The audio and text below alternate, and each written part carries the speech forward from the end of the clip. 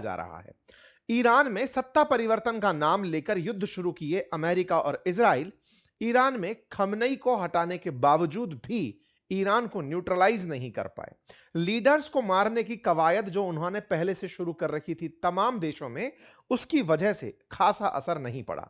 Lebanon में इन्हें लगा था कि नसरल्ला खत्म हुआ तो लेबनान में हिजबुल्ला खत्म हो जाएगा, लेकिन वो हाल ईरान में नहीं हुआ। ईरान में अमेरिका लगातार ईरान को सरेंडर कराने की चाह में खमनई को मार गिराया, लेकिन खमनई के चले जाने के बावजूद भी ईरान अमेरिका का हर दिन बड़ा नुकसान कर रहा है। नुकसान के नतीजे सामने हैं। अमेरिका को लगातार अब खर्चों की चिंता सताने लगी होगी।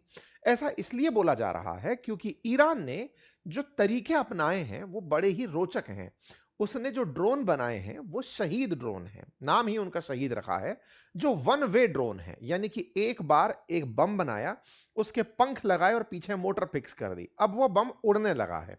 एक बम चलाने के लिए आपको लॉन्चर की जरूरत पड़ती है, इन्हें वो भी जरूरत नहीं है। बम ही वो हैं जिनमें पंख लगे हैं और वो उड़ रहे हैं, इन्हें वो ड्रोन कहते हैं। इन ड्रोन्स के साथ सबसे बड़ी खासियत यह है कि ये बने ही मिसाइल की तरह फटने के लिए हैं। तो यानी कि वो ड्रोन जो अपनी दिशा भी बदल ले और आसानी से जाकर के बिल्कुल लो लाइंग और स्लो स्लो उड़ते हुए दुश्मन के ठिकानों को टारगेट करने लगे। ईरान ने इन ड्रोन का नाम शहीद ड्रोन दिया है। दिक्कत यह नहीं है कि यह ड्रोन बना करके ईरान ने कोई बहुत बड़ी टेक्नोलॉजी की महारत हासिल कर ली। दिक्कत यह है कि अमेरिका को इन ड्रोन्स को न्यूट्रलाइज करने के लिए करोड़ों रुपए की बैलिस्टिक मिसाइलें चलानी पड़ती हैं।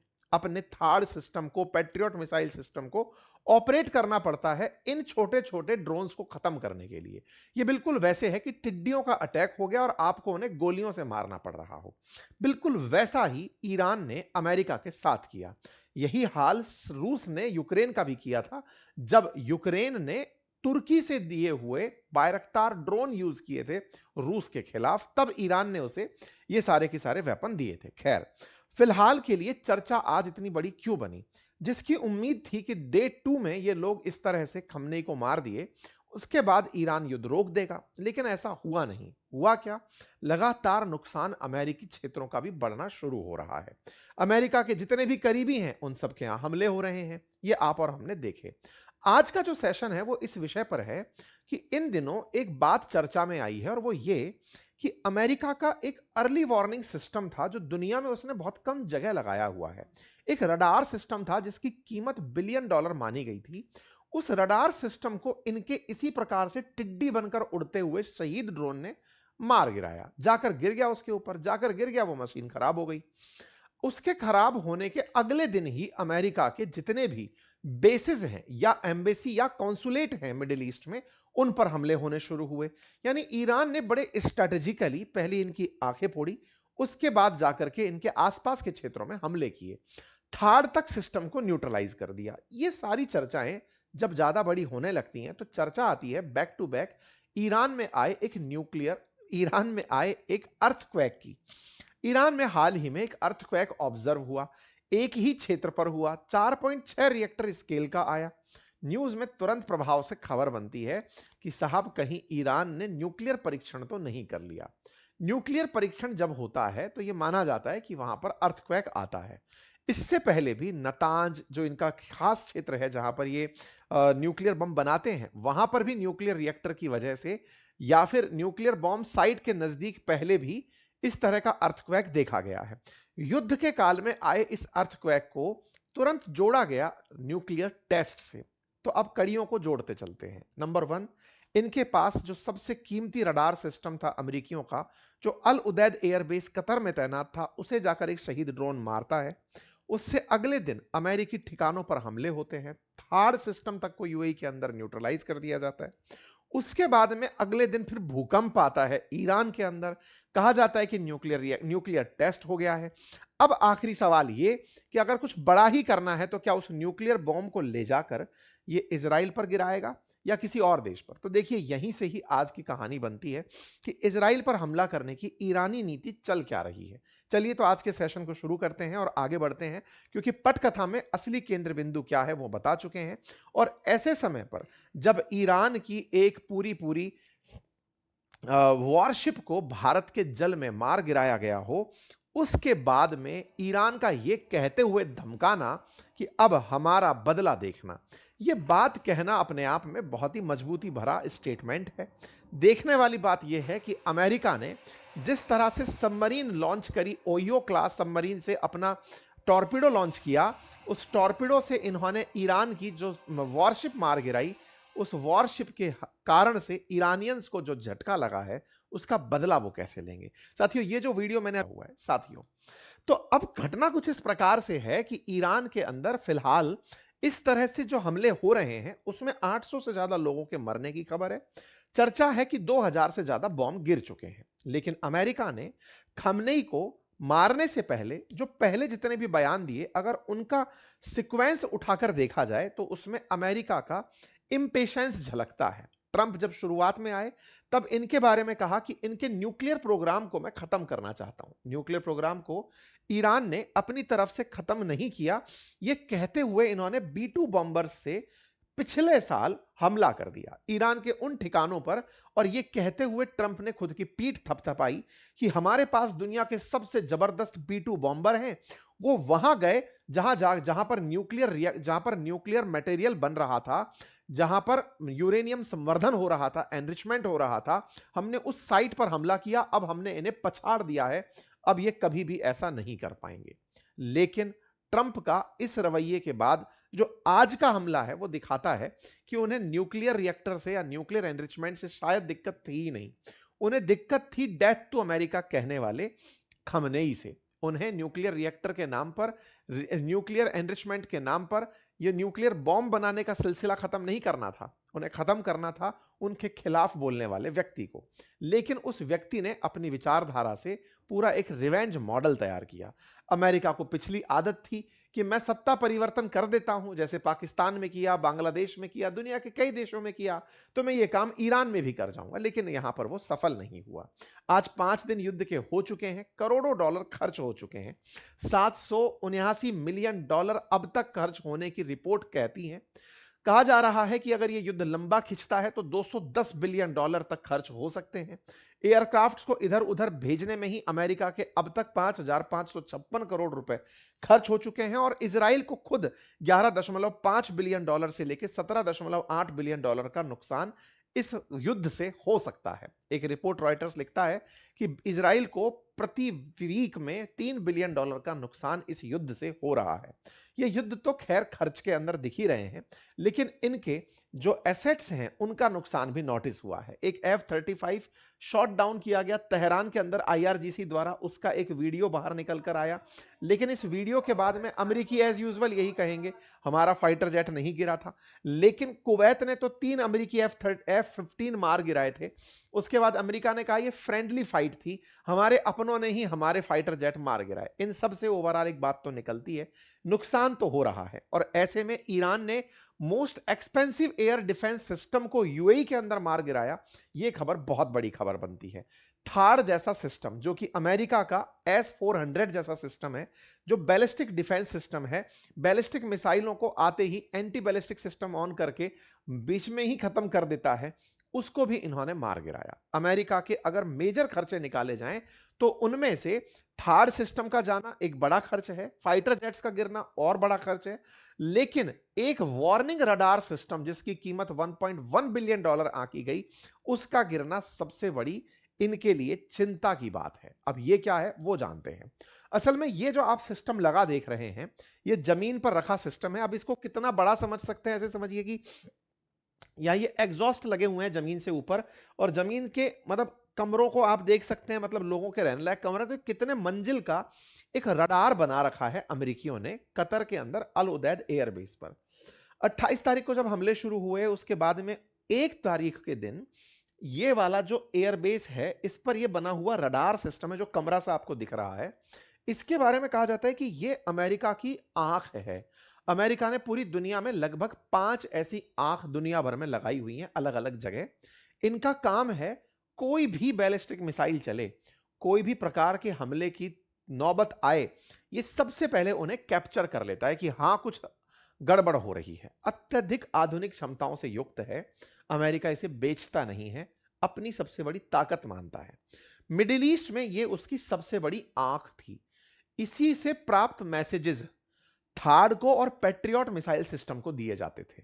थार्ड और पेट्रियट करते क्या है, थार्ड 100 किलोमीटर तक भी देख पा रहा है, 100 से सवा किलोमीटर दूर तक, कि कोई मिसाइल हम तक आ रही है, चलो उसको वहीं मार देते हैं। पेट्रियट 30-35 किलोमीटर की रेंज तक में कोई मिसाइल आ रही है, उसको हवा में मार देता है। ये 5000 किलोमीटर तक जो भी घटनाएं हो रही हैं उनको एसेस करता है। 5000 किलोमीटर तक की घटनाओं को एसेस करने वाली यूनिट है ये। और यहीं से मैसेजेस दिए जाते हैं कि कुछ गड़बड़ हो रहा है। ईरान ने क्लेम किया कि उसने यूएस के इस रडार को गल्फ में खत्म कर दिया है। यहां पर जब चर्चा बाहर निकल कर आई तो अमेरिकी स्पेस फोर्स का ये जो ballistic missile early warning radar system है, ये क्षति होती है। और इसकी जो पुष्टि है, वो पुष्टि असल में इमेजेस से होती है।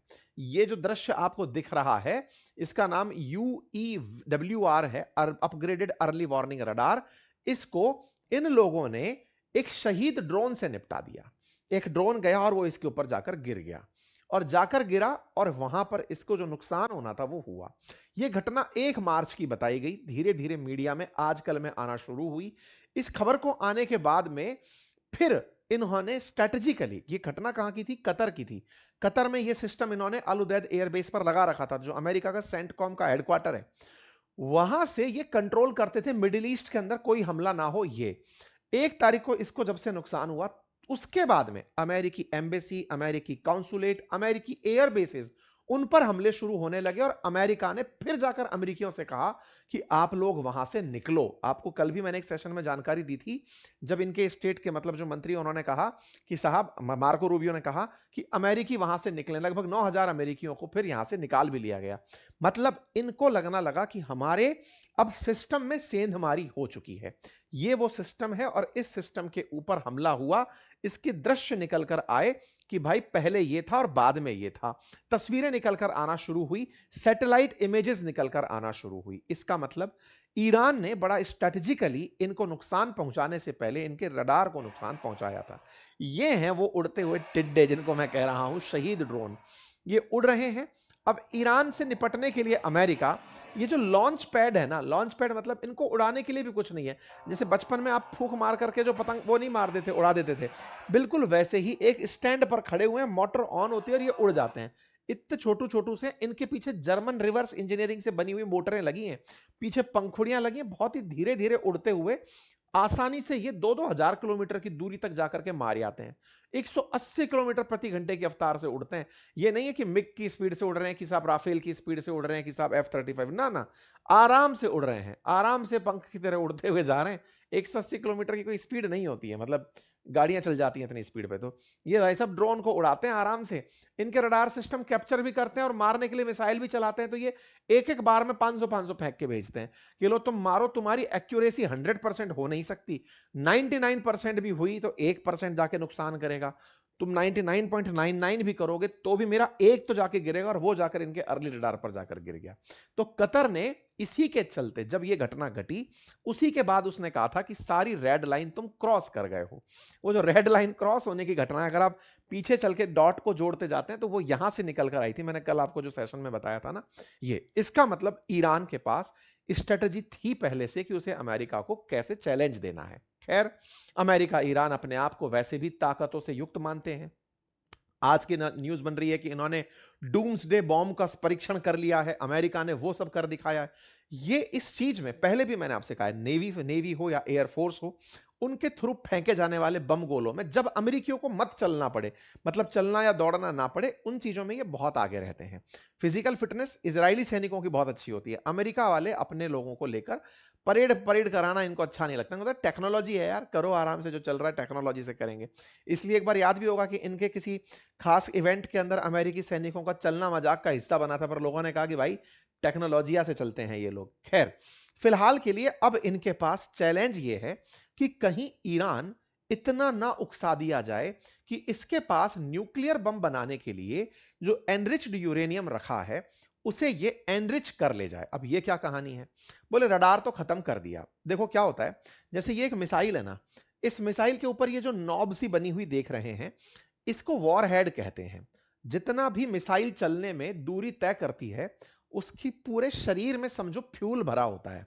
जैसे बचपन में अगर आपने कभी रॉकेट चलाए हो, तो रॉकेट चलाते समय, तो दिवाली के समय, तो रॉकेट के अंदर पूरा जो बुरादा है, वो जब बारूद आप उड़ाते हैं, आग लगती है, वो हाइट तक जाता है। ऐसे ही समझिए कि एक मिसाइल है, उस मिसाइल में मैक्सिमम सामान उसके बारूद का है। वो बारूद में आग है, वो उससे उड़ती जा रही है, जितना बढ़िया बारूद उतना दूर तक वो जा रही है। लेकिन बारूद उड़ा के तमाशे थोड़ी दिखाने हैं, असल में तो दुश्मन का नुकसान करना है। दुश्मन का नुकसान करने के लिए एक अलग से बॉम्ब पैक कर दिया जाता है, रास्ता उड़ाने के लिए अलग, और सिर पर अलग से कोई सामान बांध दिया जाता है, जिसे वॉरहेड कहते हैं। दिक्कत क्या है कि यदि ये न्यूक्लियर बॉम्ब बना भी ले, इनकी बैलिस्टिक मिसाइल सिस्टम में कई में सुपरसोनिक स्पीड भी ये लोग ले आए हैं। हाइपरसोनिक क्लेम करते हैं इजरायली लोग, सॉरी, ईरान के लोग। अब सीन क्या है कि वॉरहेड में न्यूक्लियर बॉम्ब अगर बांध दिया जाए और उस बॉम्ब को उड़ा करके इजराइल पर फेंका जाए, कहानी क्या फंसती है कि बैलिस्टिक मिसाइल सिस्टम जब मारने जाती है, तो पहले वो हवा में जाती है, ऊंचाई ट्रेवल करती है, बिल्कुल वैसे ही जैसे क्रिकेट खेलते समय खिलाड़ी बॉल को सीधा ना फेंक कर हवा में फेंकता है, यानी कि थोड़ा परवलयाकार पथ, पैराबॉलिक पथ बनाता है, ताकि दूर तक दूरी तय की जा सके। तो बैलिस्टिक मिसाइल के साथ दिक्कत क्या होती है, जब ये उड़ रही होती है ना, तब तक तो ठीक है, क्योंकि डेंस से लाइटर मीडियम के अंदर जा रही है, जलने का कोई डर नहीं होता वॉरहेड का।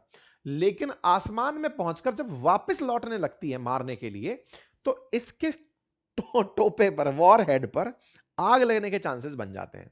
आग लगने का चांस अगर हवा में बन गया और आपने यहां न्यूक्लियर बॉम्ब भर रखा है, तो वह न्यूक्लियर बॉम्ब हवा में ही फट गया, तो जिसके लिए भेजा था ना, वहां कुछ हो नहीं पाया। ईरान के बारे में यह कह रहे हैं कि इनके पास जो मिसाइलें हैं, उन मिसाइलों में अगर ये न्यूक्लियर बॉम्ब बना भी लेते हैं, तो वो बैलिस्टिक मिसाइल का परीक्षण अभी तक नहीं कर पाए जिससे गोला फेंका जाए। आप कहेंगे सर ये तो फालतू की बातें हैं, जो बम बनाएगा कोई तो ऐसी मिसाइल नहीं बना लेगा। बना लेगा, बम भी तो नहीं बना है अभी तक। बम नहीं बना है इसका क्या प्रमाण है? बन गया होता तो अब तक चल गया होता, ये कोई बात हुई क्या? बात यूं है कि अभी ईरान के अंदर एक रिएक्टर स्केल 4.5 तीव्रता का भूकंप आया है। भूकंप कब आते हैं? जब कोई सिस्मिक एक्टिविटी होती है, धरती में कंपन होता है। धरती में कंपन न्यूक्लियर बॉम्ब से पैदा किया जा सकता है। धरती के 10 किलोमीटर नीचे भूकंप का केंद्र अमेरिका ने नापा है कि आया है। ऐसे में कयास लगाए जा रहे हैं कि इन्होंने जो न्यूक्लियर फिजाइल मटेरियल है, जिससे नाभिकीय विखंडन होगा, बम बनेगा, यूरेनियम जो है, उसका एनरिचमेंट कर लिया है। ये आईएईए का मानना है कि ईरान के पास लगभग 450 किलोग्राम एनरिच्ड यूरेनियम है, जो 10 न्यूक्लियर बॉम्ब बनाने के लिए पर्याप्त है। फिर आप पूछेंगे फिर बना क्यों नहीं लेते? पर्याप्त है, पर्याप्त है क्या मतलब है? उसकी जो प्योरिटी है ना, वो अभी 60% है। 60% है तो बढ़ा लो, कितना चाहिए? 90% से ऊपर नेचुरल प्योरिटी चाहिए होती है एनरिच्ड यूरेनियम की। एनरिच का मतलब ही यही है, संवर्धित का मतलब ही ये है कि उसके अंदर जो यूरेनियम 92 235 जो आइसोटॉप है, उसका कंसंट्रेशन बढ़े और वो 90% पार कर जाए। वो पार कराने के लिए बहुत बड़ी बड़ी सेंट्रीफ्यूगल मशीनों की जरूरत पड़ती है। ये जहां सेंट्रीफ्यूगल मशीन चलाते हैं, जैसे नातांज में, वहीं पर अमेरिका निशाना मार देता है। ऐसे में पहाड़ों के भीतर जाकर के बहुत सारी टनल्स के अंदर इन्होंने इन एक्टिविटीज को किया है। सेंट्रीफ्यूगल मशीनों को IR4 IR6 के नाम से नॉमिनेट किया गया है। माना जा रहा है कि ईरान जब से उसके ऊपर पिछली बार वाला हमला हुआ, तब से उस 60 को 90% में बदलने की तैयारी में लगा है। हालांकि आसान काम नहीं है, लेकिन अगर वो हो गया तो न्यूक्लियर बॉम्ब बन गया। बिल्कुल कुछ वैसे ही खबर निकलकर आती है, निकलकर अल जजीरा पे आती है। 4.3 स्केल का, रिएक्टर मैग्नीट्यूड स्केल का भूकंप आता है। इस बात को इंडियन मीडिया उठाता है, और जब उठता है तो खबर बनती है कि साहब ये भूकंप आया कहां है। चर्चा निकल कर आती है कि धरती से 10 किलोमीटर की गहराई में, ईरान के अंदर, सदर्न ईरान में, सिटी ऑफ गैराश के अंदर, बिल्कुल मध्य में जहां पर डेजर्ट है, वहां पर इस तरह का भूकंप नोटिस हुआ है। कोई सिस्मिक एक्टिविटी अगर किसी पर्टिकुलर क्षेत्र में हो रही होती है, तो डाउट यह किया जाता है कि यह किसी न्यूक्लियर टेस्ट का प्रमाण हो सकता है। यह बात खुद अमेरिका की जो साइंस ऑफ चेंजिंग वर्ल्ड है, उसके द्वारा, जियोलॉजिकल सर्वे के द्वारा इसे कोट किया गया, और यह 15 दिन के अंदर दूसरा भूकंप कंसीडर किया गया। 19 फरवरी को भी ठीक इसी प्रकार से साउथ ईरान में ही एक भूकंप आया था, और उसके बाद फिर एक बार और भूकंप। और इस तरह के भूकंप का आना न्यूक्लियर टेस्ट के बारे में सवाल खड़े कर देता है, क्योंकि न्यूक्लियर टेस्ट कोई चला करके अगर बॉम्ब देख रहा है, तो अपने लोगों को तो मार के देखेगा नहीं। तो वो जमीन में गड्ढे खोद खोद करके 10-10 किलोमीटर अंदर जाके बम फोड़ते हैं, ताकि उसके रिएक्टर्स, वो जो रेडिएशंस हैं, वो बाहर तक ना निकल कर आए। जैसे भारत ने भी जब 1998 में परमाणु परीक्षण किए थे, तो पोखरण के अंदर गहरे गड्ढे खोद कर किए थे। क्विंटल्स ऑफ इसके अंदर प्याज डाला गया था ताकि वो रेडिएशंस बाहर ना आए, अपने आप में एक बड़ी कहानी है। इस तरह की घटनाएं पहले भी रिपोर्ट की गई हैं ईरान के अंदर उन क्षेत्रों में जहां पर न्यूक्लियर फैसिलिटी है, जैसे नतांज। नतांज में भी ऐसे ही एक बार रिएक्टर स्केल पर झटके महसूस किए गए थे। इसीलिए कहते हैं कि ईरान ने न्यूक्लियर बॉम्ब बनाकर उनकी टेस्टिंग जारी रख रखी है। युद्ध के समय पर इस तरह की टेस्टिंग होना अपने आप में countdown to nuclear bomb consider किया जा रहा है। कहा जा रहा है कि ये अपने कन्वेंशनल डिटरेंस के कोलैप्स होने पर, कि भाई अब हम सरवाइव ही नहीं कर पा रहे हैं, चलो न्यूक्लियर बॉम्ब चला सकते हैं। 60% एनरिचमेंट है, उसको 90% तक बदलने के लिए लगातार मेहनत जारी है। जब अमेरिका बोला कि मैंने B2 बॉम्बर चला के इनके उन साइट्स को नुकसान पहुंचा दिया है जो फोर्दो के अंदर टनल कॉम्प्लेक्स था, असल में वो उसमें सरवाइव नहीं किया था। यूएस की ये बात फर्जी ही निकली थी, यूएस की स्ट्राइक का कोई फायदा नहीं निकला था। ईरान ने अपना 400 किलोग्राम यूरेनियम यहां से उठाकर कहीं और शिफ्ट कर दिया था। ईरान ने बकायदा एक शहर इस्फहान नाम से बसाया हुआ है, जो पूरा टनल का शहर है। आप इससे इस तरह समझिए कि गाजा के अंदर जिस तरह से हमास ने पूरा टनल बना रखा है, वो इजरायलियों का अपहरण करके कहां ले गया इजराइल नहीं ढूंढ पाया इतने सालों में, इतनी सी जगह में। अब हमास का गाइडेंस यहां से होता था, तो इन्हें भी पता होगा कि अमेरिका और इजराइल की जो असली कमी है वो ये है कि ये टनल नहीं खोद पाते। और ईरान का अगर डेमोग्राफी आप देखें, तो ईरान में बहुत से पहाड़ हैं, जैसे अफगानिस्तान में है। पहाड़ों के नीचे अगर टनल खुदी हैं, तो वहां पर मिसाइलों का असर नहीं होता। यही कारण है कि अमेरिका को अफगानिस्तान में तालिबान से हार के जाना पड़ा था। ईरान में भी उसी तरह से अनुभव लेकर के पहाड़ों के नीचे शहर बसाए हुए हैं। इस्फहान टनल भी अपने आप में इसी तरह का एक कंसीडरेशन माना जाता है कि इन्होंने प्रॉपर तरीके से अपनी टनल शहर बसाया हुआ है, जिसमें ही इनकी मिसाइल हैं, उसी में इनके ड्रोन्स हैं, और उन्हीं में ही न्यूक्लियर एनरिचमेंट कार्यक्रम इनका चलता है। आईएईए खुद ये मानता है कि ईरान ने अपना जो हाईली एनरिच्ड यूरेनियम है, वो अंडरग्राउंड इस्फहान साइट के अंदर भर के रखा हुआ है।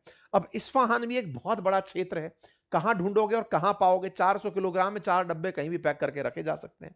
ऐसे में अब बड़ा सवाल यह है कि किसी भी दिन इनका एनरिचमेंट पूरा हो तो ये बत्ती लगाकर फोड़ने की स्थिति में होंगे।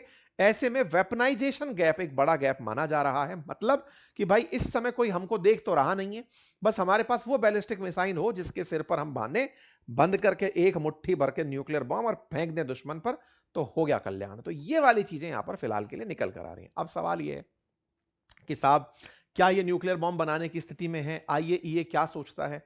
तमाम बातें ईरान हमेशा से लोगों को कहता आया है कि भाई मैं अपनी तरह से तैयारियों में हूं, इतना परसेंट मेरे पास एनरिच्ड है, तुम लोगों को डील करनी है तो कर लो। लेकिन ईरान इस साथ साथ रशिया के संपर्क में है अपने साइंटिस्ट को ट्रेनिंग दिलाने में, कि मैं जल्दी से किस तरह एनरिचमेंट कर सकता हूं। रूस से जब इस बारे में पूछा गया कि सर ईरान की मदद करने आप क्यों नहीं आए, तो क्रेमलिन के अधिकारियों ने कहा कि ईरान ने हमें बुलाया ही नहीं, ईरान ने हमें कहा ही नहीं कि आप आइए। इसका रिवर्स मतलब निकलता है कि क्या ईरान रशिया को बुलाएगा तो वो आ जाएगा? ऐसा मैं क्यों कह रहा हूं? क्योंकि उसके पास ना बहुत ही जबरदस्त जिरकॉन जैसी मिसाइल है, इजराइल इसके पास है, रूस के पास। और ऐसे में वो बैलिस्टिक मिसाइल्स अगर वॉर हेड में न्यूक्लियर बॉम्ब में यूज कर ली गई, तो इजराइल के लिए एक बड़ा संकट खड़ा कर सकती हैं। ये सब कुछ ऐसी बातें हैं जिन बातों के कयास लगाए जा रहे हैं, कनेक्ट किए जा रहे हैं डॉट्स को, कि कहीं इसके पीछे कुछ इस तरह की कहानी तो नहीं लिखी जा रही है। कुल मिलाकर के रूस ईरान के साथ है, यह बात इससे पता चलती है कि इनके साइंटिस्ट वहां जाकर ट्रेनिंग ले रहे हैं। ईरान ने अभी तक हमसे मदद नहीं मांगी, यह रूस का बयान है। इससे एक चीज तो निकल कर आती है कि कहीं ना कहीं एक सॉफ्ट कॉर्नर जैसी व्यवस्था तो बनी है। ईरान कुछ बड़ा कर सकता है, यह इसलिए भी कहा जा रहा है क्योंकि आज जब इनका जहाज डुबोया गया, उस समय पर, मतलब कल का जहाज डूबा था, उस समय पर ईरान ने जो धमकी दी थी, वो धमकी के मायने निकाले जाने शुरू हो रहे हैं। आप लोग कैसे देखते हैं इस बात को जरूर कमेंट बॉक्स में बताइएगा। बाकी आज हमने इसी पूरी घटना को अपने